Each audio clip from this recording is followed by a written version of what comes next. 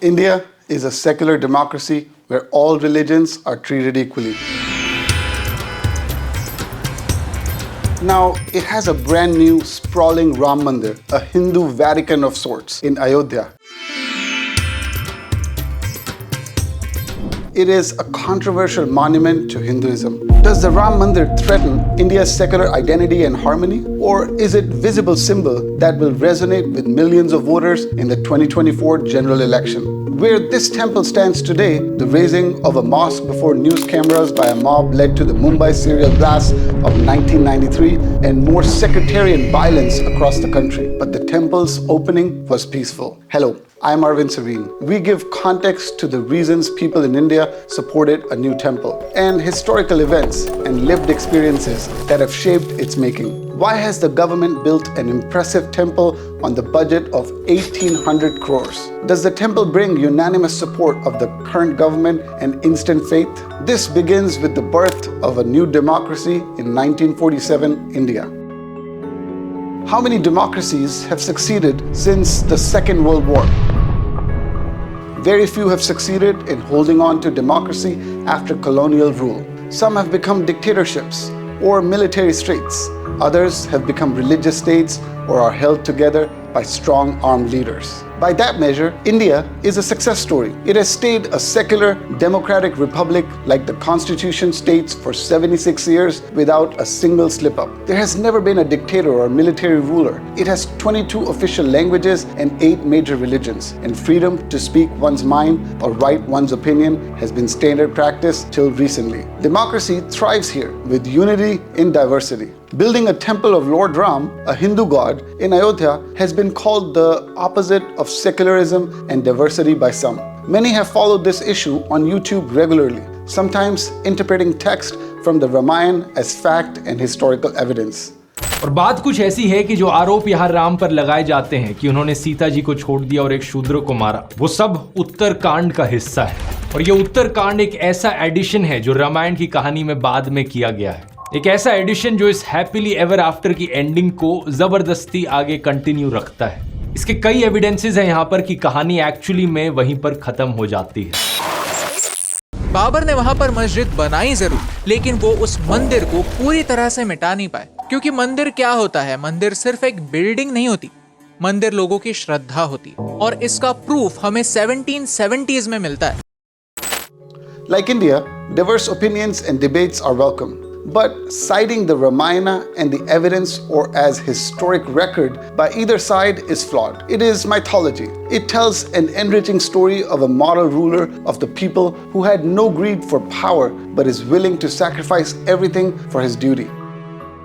The construction and inauguration is a definite political win for the Prime Minister Narendramodi and his political party BJP. But it is not just a straightforward victory. It manifests wish fulfillment for a chunk of India's Hindu middle-class population.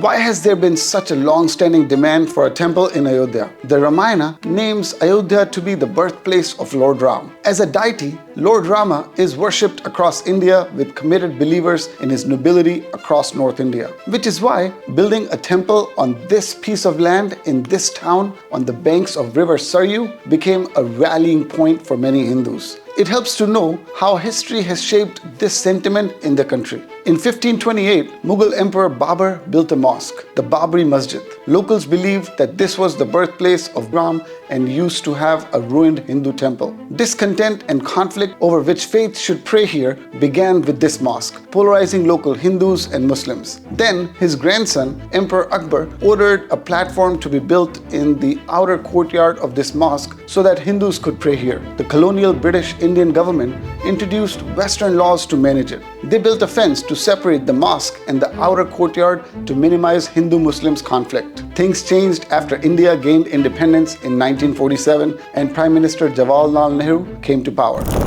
Long years ago, we made a tryst with destiny, and now the time comes when we shall redeem our pledge.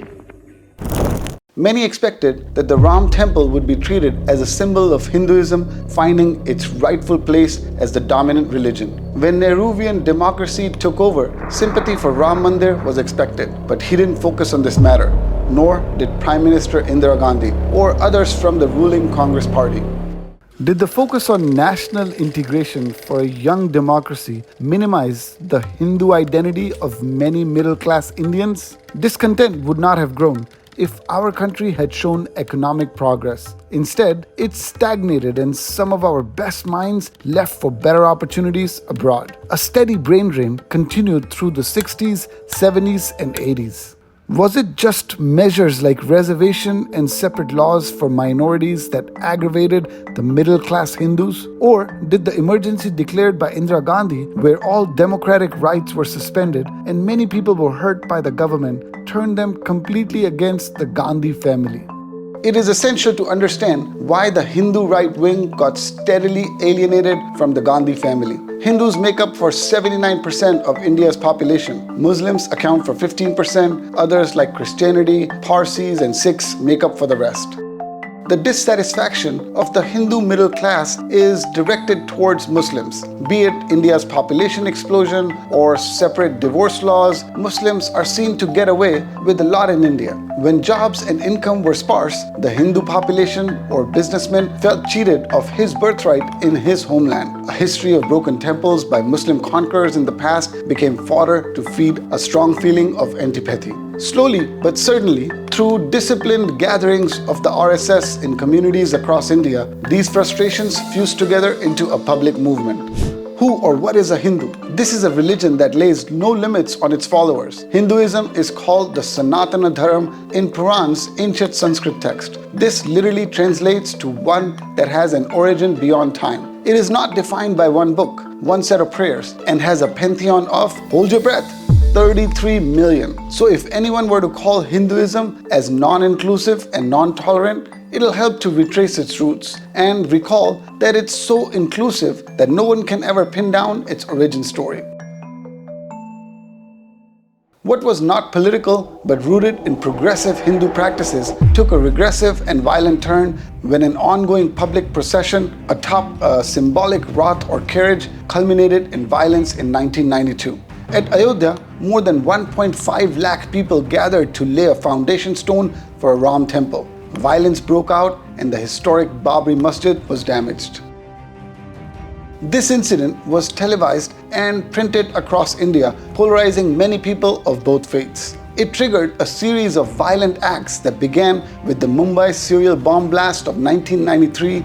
These blasts tore the city apart with RDX, a whole new kind of explosive. Setting off terror plots by the Indian Mujahideen or 2002 Godhra riots in Gujarat, the Babri Masjid demolition brought much violence and bloodshed. Many have died in these acts, but the will to build a Hindu temple sustained amongst a chunk of the middle class. 2019, the Supreme Court began hearing the complex Ayodhyarammandir case. For 40 days, it held the final hearing. It delivered a 1,000-page judgment stating that a Ram temple must be built on this site, and a parcel of land double the size of this temple must be given to the Muslim petitioner in Ayodhya to build a mosque. It gave a pragmatic and mature decision, one that would not provoke further violence. Both sides accepted the verdict, and now this temple is finally open to the public.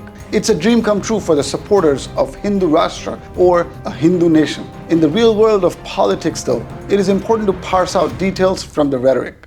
22 जनवरी 2024 का ये सूरज एक अद्भुत आभा लेकर आया है। 22 जनवरी 2024 ये calendar पर लिखी एक तारीख नहीं, ये एक नए काल चक्र का उद्गम है।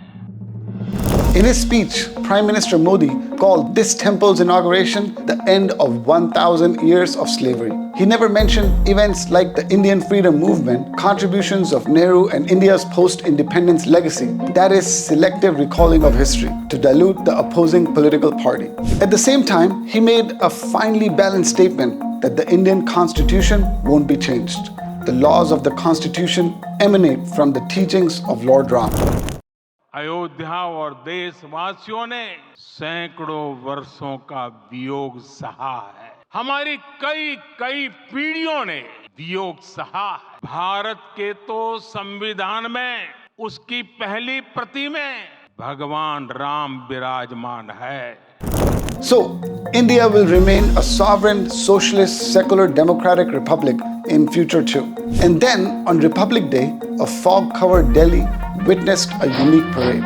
All-women defense, paramilitary and marching band contingents marched as a powerful symbol of women empowerment for India. This was a progressive gesture to say that India aims for progress and won't stay stuck in the past. When I visited Jerusalem, I wondered about the impact of religion on all our lives. The Dome of the Rock has such a pull for Christianity, Islam, and Jewish people that it keeps an entire geopolitical region on the tenterhooks. Religion should be unifying and not divisive. India's official voice insists that the Ram temple will not divide. Instead, it will unite. That is just good politics. But I believe that people in the country have lived in harmony with those who follow different religions or speak different languages for centuries. Just a promise of symbolism will not sway them to change their ways of life. Beyond the impressive new tourist site, the promise of a religious tourism to Uttar Pradesh, an Indian state, Indians will vote for progress and development.